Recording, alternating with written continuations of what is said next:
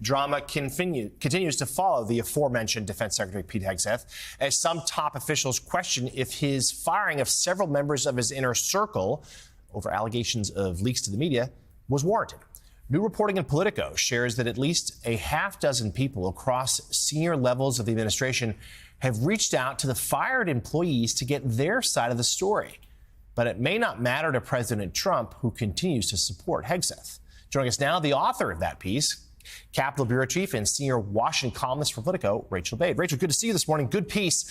It is interesting how a lot of the West Wing has really soured on Hegseth, though President Trump himself still, as you note, supports him.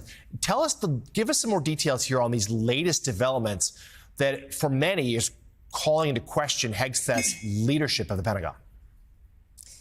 Yeah, look, I mean, a few months ago, you guys remember Signalgate. I mean, Hegseth came out and fired 3 employees who were close friends of his at the time. He said they were leakers. He said they could be prosecuted potentially by the Justice Department. And the White House really stood behind him at the time, top Trump allies. But 3 months later, I was talking to people in the past couple weeks, and I was shocked by this sort of profound belief amongst senior officials at the White House, across the administration, in the Pentagon, people close with Pete Hegseth, who said that these employees were wrongfully accused by them. I found out that people close to J.D. Vance and people in the White House had actually reached out to Hegseth's team after he made these allegations and asked for proof. And there was no proof given. They said they didn't have any. And so a lot of people have come to sort of sympathize with these employees. Why does this matter? Sort of bring it back and sort of step back a little bit. It really speaks to this very complicated relationship between Pete Hegseth and the White House. I mean, as you mentioned, Donald Trump continues to stand by him,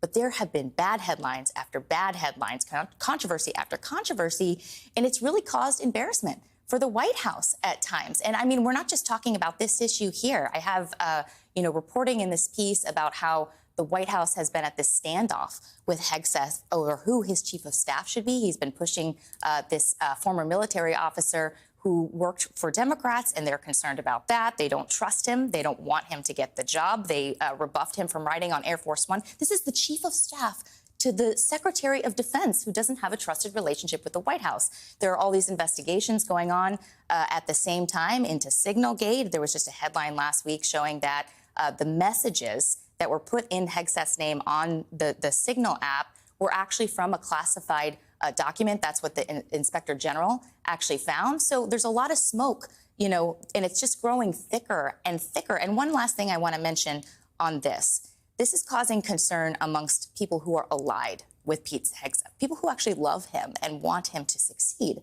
And there has been this intervention, I have found out, from people close with him, inside and outside the Pentagon, with folks saying, listen, you got to staff up your office with people the White House trusts. You got to make sure there's no communication breakdowns like we saw a couple weeks with, Ukraine and what happened there, whether or not there was a pause. And you got to make right with these employees that you wronged. But so far, he has not done that.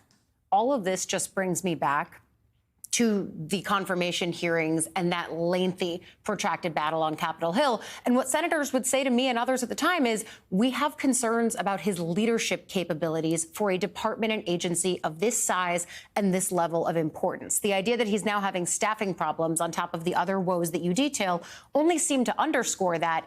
And yet, it also underscores the reality that it's really hard to fire a guy that you've already put so much energy into installing in the first place. Is that just the reality for Hegseth? Because embarrassment would typically be the quickest way for someone to find the door in Trump world. Certainly, people have embarrassed Trump for less and been shown the exit. But is he just inoculated? Yeah, I mean, you just mentioned people have been fired by Trump for much less. But Hegseth, he's just a different story, right? I mean, I have this nugget in the piece about how when President Trump during the transition was sort of looking at all the people who could potentially be his defense secretary, transition officials presented him with this list, and he goes, where's Pete?